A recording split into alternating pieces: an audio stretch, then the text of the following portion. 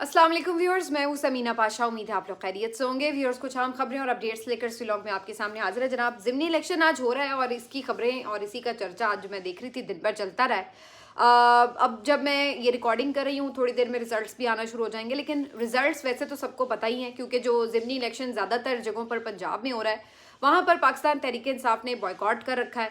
तो वहाँ पर जब एक ही उम्मीदवार भाग रहा होगा तो जाहिर है वही जीतेगा। तो वहाँ पर तो पीएमएलएन के लिए एक खुला ग्राउंड है। लेकिन दो हलके ऐसे हैं कि जहाँ पर पाकिस्तान तहरीक इंसाफ और पीएमएलएन के उम्मीदवार खड़े हैं और वहाँ पर जाहिर है सख्त मुकाबला है। एक हरीपुर का इलेक्शन है जो कि आपको पता है कि उमर अयूब साहब की सीट थी, वहाँ पर सबकी नज़रें हैं। और दूसरा इलेक्शन जो है वो NA 129 का है जहाँ पर मियाँ अजहर साहब की जो सीट थी उनके इंतकाल की वजह से खाली हुई। वहाँ पर अब PTI और नून लीग दोनों के जो कैंडिडेट हैं वो आपस में मुकाबला कर रहे हैं। तो इन दो हलकों पर सबकी नज़र है। बाकी तो सारी जगहों पर ज़िमनी इलेक्शन जो है वो पीएमएलएन के लिए एक क्लियर मैदान था और वो जाहिर है कि वो जीत जाएंगे।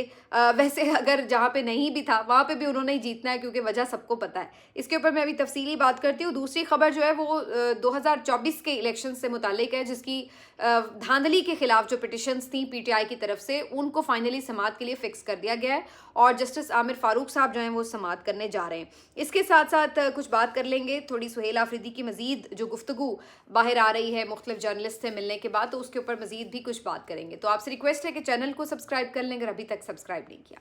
तो पहले बात कर लेते हैं ज़िमनी इलेक्शन की। तो जैसे मैंने कहा कि ज़िमनी इलेक्शन में ज़्यादा लोगों का इंटरेस्ट नहीं था और इस इंटरेस्ट ना होने की बेसिकली तीन वजूहात हैं।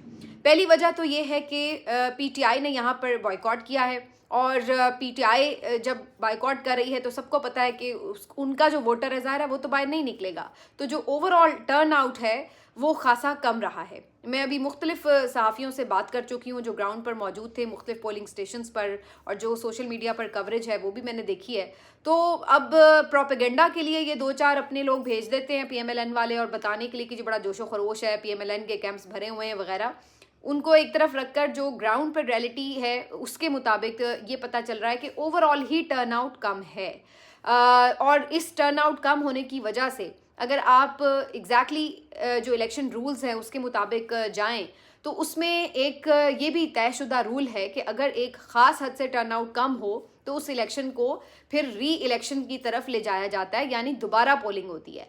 और ख़ास तौर पर अगर ख़वातीन वोटर्स जो हैं वो 5% से कम वोट अपना पोल करती हैं तो उस सूरत में वहाँ पे उस हलके का जो इलेक्शन है उसको कलअदम करार देकर दोबारा पोलिंग करवाई जाती है। अब आज की अगर मैं आपको सिचुएशन बताऊँ तो बहुत से ऐसे हलके हैं, पोलिंग स्टेशंस हैं जहाँ पर 5% भी वोट ख़वातीन ने आके कास्ट नहीं किया। अब इस रूल के तहत तो होना ये चाहिए उसूलन कि बहुत से शायद हलकों में वैसे ही आपको रीपोलिंग करवानी पड़ जाए, लेकिन आपको चूंकि पता है कि इस वक्त इलेक्शन कमीशन क्या गेम खेल रहा है और किसकी बी टीम बना हुआ है, तो वहाँ पर आपको ऐसी कोई सूरत हाल नज़र आएगी और ना ही कोई ये बताएगा कि हाँ जी टर्नआउट इतना कम था। बेशक ये 40-50% टर्नआउट ना भी दिखाएं तो कोई इसको 30-35% दिखा के कोशिश करेंगे कि जनाब ये इलेक्शन बिल्कुल ठीक हुआ है, साफ शफाफ हुआ है, फ्री एंड फेयर हुआ है और जी बड़े वोटर्स बाहर निकले पीएमएलएन के और उन्होंने आके डब्बे भर दिए। तो इस तरीके से ये यहाँ पर दोबारा इलेक्शंस की तरफ तो नहीं जाएंगे, लेकिन जो ग्राउंड पर सूरत हाल है उसमें मैं आपको बड़ा जिम्मेदारी के साथ ये बता सकती हूँ कि आज लोगों ने बॉयकॉट की वजह से जो है उसमें आके बाहर वोट नहीं डाला। एक वजह तो बॉयकॉट है। दूसरी जो वजह है वो ये है कि ज़िमनी इलेक्शन में जनरली भी लोगों का जो टर्न आउट है वो कम होता है और लोग ज़्यादा दिलचस्पी नहीं लेते। उसकी भी वजह बड़ी साफ़ है कि आमतौर पर लोगों को पता होता है कि जो जमात बरसर इक़्तिदार होती है उन्हीं के जो कैंडिडेट्स हैं आमतौर पर जीत जाया करते हैं और एक आध सीट जीतने या कम होने से चूँकि पूरी गवर्नमेंट को तो कोई फ़र्क नहीं पड़ना होता, तो इस वजह से इसमें ज़्यादा लोग तवज्जो नहीं करते। तो दूसरी वजह तो ये हुआ करती है। और तीसरी वजह ये है कि जब आप का निज़ाम पर एतबार ही ना हो और जब आपको पता हो कि आपका वोट डाला हुआ वोट भी गिना नहीं जाएगा, तो फिर लोग इसलिए भी इंटरेस्ट नहीं लेते कि जनाब जब हमने वोट दिया तो तब हमारा वोट काउंट नहीं हुआ तो हम जाके फिर टाइम क्यों वेस्ट करें और बिला वजह लाइन में लग के वोट क्यों दें। तो ये तीन वजूहात थी जिसकी वजह से आज ओवरऑल जो टर्न आउट था तमाम ज़िमनी इलेक्शन में वो कम नज़र आया। जहां PTI और PMLN के दोनों के कैंडिडेट्स खड़े हुए हैं वहाँ पर आपको निस्बतन लग रहा है कि जी कुछ लोग आके वोट कर रहे हैं। ख़ासतौर पर खैबर पख्तूनख्वा का जो हरीपुर का इलाका है वहाँ पर दोनों कैंप्स में अच्छा रश भी है, लोग आ भी रहे हैं, वोट भी कास्ट हो रहे हैं, अच्छा माहौल है। लेकिन अगर आप NA 129 की बात करें तो वहाँ पर जो आज़ाद इंडिपेंडेंट जर्नलिस्ट हैं उनके मुताबिक माहौल ही बड़ा ख़राब है। एक तो इन्होंने वहाँ पे एक साथ फिर ये काम किया है, बहुत से पोलिंग स्टेशंस पर मीडिया को जाने की इजाज़त नहीं दी जा रही। भाई अगर अंदर कुछ गलत नहीं हो रहा तो क्या प्रॉब्लम है, आप मीडिया को अंदर क्यों नहीं जाने दे रहे? अगर मीडिया के लोग अंदर नहीं जाएंगे तो वो कैसे आपको बाहर आके बताएंगे कि अंदर क्या हो रहा है, सही तौर पर इलेक्शन साफ शफाफ हो रहा है या नहीं हो रहा? तो यहाँ पर ना सिर्फ ये कि उन्हें जाने नहीं दिया जा रहा बल्कि पुलिस की जानिब से उनको बड़ी बदतमीजी के साथ बाहर निकाला जा रहा था। तो एक तो ये शिकायत रिपोर्ट हुई। दूसरी ये शिकायत रिपोर्ट हुई कि जो आपके PTI के कारकुन वगैरह अपने उधर खड़े हुए हैं, जमा हुए हुए हैं, या लोगों को कोई निकालने की घरों से कोशिश करें, मोटिवेट करें, उनमें से भी अक्सर लोगों के साथ इस तरह के वाक़यात पेश आए। किसी जगह पर नून लीगी लोगों के साथ लड़ाई हो गई, कहीं पे पुलिस पिल पड़ी और 3-4 लोग इनके गिरफ्तार भी हुए हैं कारकुन। तो ये वाक़यात भी वहाँ पे पेश आए हैं। तीसरा जो एक और मामला है वो ये कि बहुत सारी जगहों पर ये शिकायत आ रही थी कि जो लोग हैं उनको वोट डालने से रोका जा रहा है। कुछ रिपोर्टर्स ने ये रिपोर्ट किया कि जी पुलिस जहाँ पे देखती है कि PTI के कैंप के ऊपर कोई ज़्यादा रश है, वहाँ पर लोगों को हरासा करके इधर उधर उन्हें मुंतशिर करने की कोशिश की जाती है। तो ये वाले वाक़यात भी देखने में आए। तो जब इस तरह का माहौल होगा, हालांकि वहाँ पर सबको पहले ही पता है कि इन्होंने किसी को भी नाअहल इसलिए नहीं किया था। जो इमरान खान साहब पे बहुत से लोग तनकीद भी कर रहे हैं कि जी उन्हें पार्टिसिपेट करना चाहिए था, ज़िमनी इलेक्शन का बॉयकॉट नहीं करना चाहिए था। ज़िमनी इलेक्शन का बॉयकॉट या किसी भी इलेक्शन का बॉयकॉट कभी भी किसी सियासी जमात के लिए शायद एक बहुत अच्छा ऑप्शन नहीं होता, और हर कोई पार्टी ये समझती है कि कभी भी उसने कभी अगर ज़िमनी इलेक्शंस का या किसी भी इलेक्शन का बॉयकॉट किया तो उसका नुकसान हुआ सियासी तौर पर। लेकिन ये जो केस है ये बिल्कुल एक डिफरेंट केस है। मेरे नज़दीक इस दफ़ा इमरान खान साहब ने बॉयकॉट करके कोई नुकसान नहीं अपना किया, क्योंकि अगर ये बॉयकॉट ना भी करते तो तब भी रिजल्ट्स कोई चेंज नहीं होने थे। आप ये बात याद रखिए कि जो उन्होंने तय किया है कि जी इनको हमने असम्बलियों से बाहर निकालना है, और जितने लोग इन्होंने इनके नाअहल किए हैं, तो उससे तो यही पता चलता है कि इसलिए तो नहीं नाअहल किए कि भाई उनकी जगह कोई और दूसरे जो आएंगे हम उनको आने देंगे असम्बली में। नाअहल किए ही इसलिए गए हैं कि इनकी स्ट्रेंथ को कम करना है। तो जब उन्होंने ये तय कर रखा है, और उसके लिए फॉर्म 47 का जो फार्मूला आजमूदा नुस्खा है वो पहले से वो कई दफ़ा कामयाब भी हो चुका है, तो वो क्या ज़रूरत पड़ी है उन्हें कि वो फ्री एंड फेयर इलेक्शन कराएं, PTI उसमें जाए, लोग वोट कास्ट करें, और उसके बाद फॉर्म 47 शाम को पकड़ा दिए जाएं, और फिर ढंडोरा ये पीटा जाएगा कि देखें जी चूंकि PMLN ने कारकर्दगी बड़ी अच्छी दिखाई, चूंकि मरियम नवाज साहिबा ने पंजाब की तकदीर बदल दी, लिहाजा लोगों का जो पूरा माइंड सेट है वो चेंज हो गया है, और वो सीटें जो पहले PTI ने जीती थी, देखिए जी अब वो सीटें जो है वो PMLN ने जीत ली हैं। तो इनको ये प्रोपेगेंडा करने का पूरा मौका फ्राहम हो जाना था, जो कि अभी भी ये वाली जो सीटें हैं शायद इसमें अगर ये लोग जीत गए तो ये इसी किस्म का प्रोपेगेंडा करेंगे। तो कहने का मतलब ये है कि इमरान खान साहब को पता था कि इन्होंने इनको नाअहल इसलिए करवाया है ताकि इनको जीतने ना दिया जाए, तो फिर इनको वो जवाब क्यों फ्राहम किया जाए कि हाँ जी हम आपके इन सज़ाओं को भी दुरुस्त मानते हैं, हम आपके इलेक्शन सिस्टम को भी दुरुस्त मानते हैं, इसलिए हम इलेक्शन में हिस्सा ले रहे हैं। तो मेरे ख्याल से इमरान खान साहब ने एक बेहतर फैसला किया। PTI के इन हलकों में इन्होंने नहीं अपने कैंडिडेट खड़े किए, और उसके बाद अब नतीजा जो भी आएगा जाहिर है ये तो जो जहाँ पे इन्हें एक क्लियर वे मिला है वहाँ पे तो ये जीत जाएंगे हुकूमती इत्तेहाद के लोग, और बाकी जो 2 हलके हैं वहाँ पर सबकी नज़र है। अब इसके कॉन्ट्रास्ट में आपको मैं सिर्फ माहौल का एक कंपैरिजन बताना चाह रही हूँ कि अगर आप हरीपुर का इलेक्शन देखें तो वहाँ PMLN के लोगों को कोई प्रॉब्लम नहीं हुई, किसी जगह उनके कोई बैनर्स नहीं उतरे। 1-2 सहाफ़ियों ने तो वीडियोस बना के भेजी हैं कि देखिए यहाँ पर PTI के इतने बैनर्स और पैनाफ्लेक्स नहीं लगे हुए जितने PMLN के कैंडिडेट के लगे हुए हैं। हालांकि वहाँ पर PTI की हुकूमत है, लेकिन उन्होंने कोई वहाँ पर इंतज़ामिया को इस्तेमाल नहीं किया कि जी आप ये सारे बैनर्स उतार दें, पोस्टर्स उतार दें। वहाँ पर उन्हें खुल के अपनी लेवल प्लेइंग फील्ड दी गई है, अपनी कैंपेन करने दी गई है, उनके वहाँ पे मुख्तलिफ लोग आके कैंपेन्स करते रहे, कोई बंदा गिरफ्तार नहीं हुआ, किसी के ऊपर उन्होंने कोई मुकदमा नहीं बनाया, कोई उन्होंने वहाँ पे धक्कम पेल मारपीट नहीं की। आज का दिन पोलिंग स्टेशन वहाँ पे बिल्कुल पुरअमन माहौल रहे हैं, और सब ने वहाँ पर आकर अपनी चॉइस के अकॉर्डिंग जो है वो वोट कास्ट किया है। अब सिर्फ इस बात की एक जाहिर है सबको परेशानी है कि वहाँ पर अब आखिर में रिजल्ट्स जो हैं उनको बदलने की कोशिश ना की जाए, लेकिन उसके अलावा अगर आप ओवरऑल माहौल का कंपैरिजन करें तो वो आपको बड़ा वाज़ेह फ़र्क दिखाई देता है कि जो PTI के जहाँ पे हुकूमत है उस सूबे में जो माहौल था, जो कैंपेन थी मुखालिफ के लिए भी और जो लाहौर में सूरत हाल थी वो एक टोटली आपको डिफरेंट मंजरनामा जो है वो पेश करती नजर आती है। तो अगर आपने इस तरह के इलेक्शंस करवाने हैं तो फिर ऐसे इलेक्शंस करवाने का वैसे फ़ायदा क्या है? फिर सब आज मैं यही देख रही थी, ज़्यादातर लोगों का फीडबैक यही था कि भाई ये तरद्दुद करके आप कौम का पैसा भी ज़ाया करते हैं, लोगों को बिला वजह की एक फटीक भी होती है। उससे बेहतर ये है कि आपने जब तय कर लिया है कि इलेक्शन कराने हैं या फॉर्म 47 जारी करने, तो फिर कर दें। तो ये वाली जो सिचुएशन है अब हुई पड़ी है। बाकी बहुत सी जगहों पर कहीं पे कैंप उखाड़ दिए, कहीं पे कोई इस तरह के वाक़यात हुए, तो ये सारा कुछ जो है वहाँ पे इन जगहों पर नज़र आता रहा।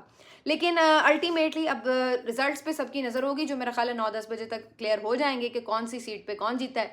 अगर PMLN NA 129 की सीट पे जीत जाती है, मेरे लिए ये कोई ऐसी हैरत की बात नहीं होगी। जिस माहौल में इलेक्शन हुआ है उससे तो यही जाहिर हो रहा है कि इन्होंने उनको फ्री हैंड नहीं देना था।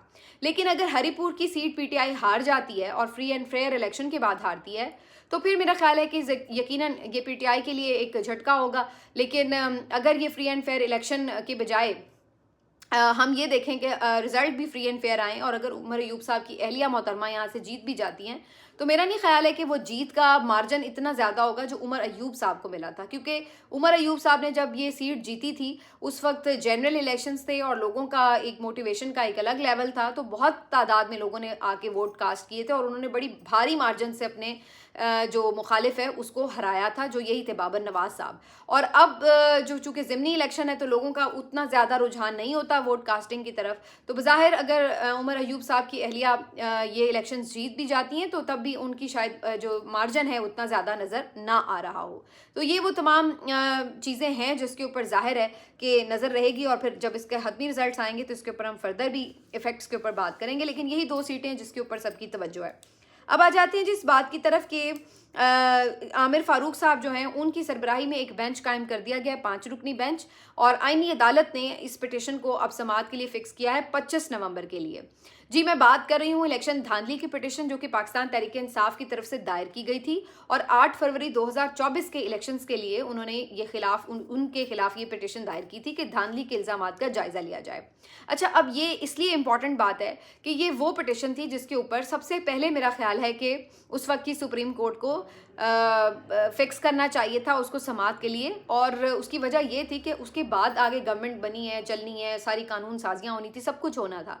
तो सबसे पहले जो ये पिटिशन थी इसका सुना जाना इसलिए ज़रूरी था ताकि आपका जो निज़ाम है उसको एक लेजिटिमेसी मिल जाती और उसके बाद वो जो भी कानून साजियाँ करते कुछ भी होता तो फिर उसके ऊपर कम क्वेश्चंस उठते। प्रॉब्लम ये हुआ कि आपने 2 साल तकरीबन होने वाले हैं और उसके बाद जाके आप ये पिटिशन फिक्स करें, और अभी भी ये पिटिशन क्यों फिक्स हुई है अब सबको पता है कि 2 साल ये पिटिशन क्यों फिक्स नहीं की गई। तो उसकी वजह बड़ी साफ है कि इससे 2 साल पहले अगर उसी वक्त जब उस वक्त इलेक्शंस हुए थे फौरी तौर पर ये पिटिशन फिक्स की जाती तो इस बात का कभी इम्कान मौजूद था कि सुप्रीम कोर्ट में जो आज़ाद जजेस मौजूद थे हो सकता है कि वो इन इलेक्शंस को कलअदम करार दिलवा देते या उसके ऊपर कोई जुडिशल कमीशन बना देते, जो कि इन जो 2024 के इलेक्शंस है उसमें किसको नहीं पता कि इन्होंने क्या किया है। पूरे पूरे झुरलू फेरे हैं, 50-50 हज़ार की लीडों को बदला है और उसके बाद सबको पता है कि ये सिर्फ 17 सीटें इन्होंने PMLN ने जीती हुई थी, तो ये सारी कहानी जो थी वो खुल जानी थी। तो इन्होंने इस बात को मेक श्योर किया कि जब तक के अदालती बंदोबस्त पूरा ना हो जाए उस वक्त तक ये पिटिशन फिक्स ना हो, और उसके लिए जो इनके सरबराह थे, पहले काजी फायज ईसा साहब, बाद में याया अफरीदी साहब, इन दोनों ने पूरी सहूलत कारी की कि एक तो पिटिशन को फिक्स नहीं होने दिया और दूसरा जब तक अदलिया का जो बंदोबस्त ये करना चाहते थे उस वक्त तक इन्होंने उसको रोके भी रखा और उस बंदोबस्त करने में भी पूरी सहूलत कारी की, जिसमें सरफहरिस्त तो ज़ाहिर है काजी फायज ईसा साहब हैं जिन्होंने यकीनी तौर पर आपने देखा कि 26वीं तरमीम के लिए पहले राह हमवार की 63A आर्टिकल का फैसला उड़ाया, फिर 26वीं तरमीम के लिए राह हमवार की सीटें वगैरह दे दी। उसके बाद याया अफरीदी साहब उनसे भी 4 कदम आगे निकले और उन्होंने मखसूस नशिस्तों वाला भी मामला जो था वो आईनी बेंच ज़ाहिर है फिर बाद में सुन रहा था, उन्होंने वो भी उठा के उड़ा दिया फैसला पुराना वाला, और करते करते करते उनको इतनी मेजॉरिटी दे दी कि अब आराम से वो जब पूरा अदालती निज़ाम लपेट कर एक फेवरेट अदालत बनाकर मुंतखब जो आपके जजेस हैं उन पर मबनी अदालत अपने फेवरेट जजों की बनाकर उसके बाद अब कह रहे हैं जी आप फैसला, यानी आपने खुद ही अपने जजेस फिक्स किए हैं और अब आप खुद ही उन्हें कह रहे हैं कि लें जी अब आप बैठ के धांधली के इल्ज़ाम का जायज़ा लें। तो अब वो कैसे आपके खिलाफ फैसला देंगे, क्योंकि उसके बाद तो फिर ये पूरी कानून साजियाँ ही क्वेश्चनेबल हो जाएंगी, और अगर वो कानून साजियाँ क्वेश्चनेबल होंगी तो फिर उनकी वो अदालत जिसमें वो बैठे हुए हैं वो कहाँ से लेजिटिमेट रहेगी। तो ये एक पूरा प्लान था और उस प्लान के तहत जो है इस तरीके से चीज़ों को किया गया है। अब ये फिक्स हो पिटिशन ना हो, इससे कोई फ़र्क नहीं पड़ता। पीटीआई वाले देखते हैं इसमें पेश होते हैं या नहीं होते, उनका क्या फ़ैसला होता है। लेकिन अगर हो भी जाएंगे तो क्या उससे फ़र्क पड़ेगा, क्या उन्हें इंसाफ मिलेगा? क्या ये सारा बंदोबस्त इसलिए किया गया था ताकि बाद में कहा जाए कि जी इलेक्शन ख़राब हुए हैं और ये सही नहीं है, दोबारा इलेक्शन कराए जाएं? तो जाहिर है इसलिए तो ये सब बंदोबस्त नहीं किया गया था। तो लिहाजा इस जो पिटिशन है इसको रद्दी की टोकरी में फेंक देना चाहिए। इसमें अब कुछ नहीं पड़ा, इससे कुछ हासिल हुसूल नहीं होना। लास्टली सुहेल आफरीदी साहब की थोड़ी बात करेंगे जी। मुख्तलिफ लोग अभी भी उनकी जो पूरी गुफ्तगू रही है मुख्तलिफ एंकर्स के साथ, सहाफ़ियों के साथ, उसको डिस्कस भी कर रहे हैं। और इस पूरी डिस्कशन में सुहेल आफरीदी साहब ने तो यकीनन अपना इमेज जो है वो बेहतर किया है, लेकिन कुछ चीज़ों पे उनकी राय बड़ी खुल के सामने आई है। अफ़गानिस्तान के मामलात पर भी जैसे उन्होंने कहा है कि जो लोग भेजे गए हैं उन्होंने कभी कोई जरगा ही नहीं किया, उनको उस तरह की ग्राउंड रियलिटीज़ नहीं पता हैं जो हमारे इलाके की हैं एग्जैक्टली।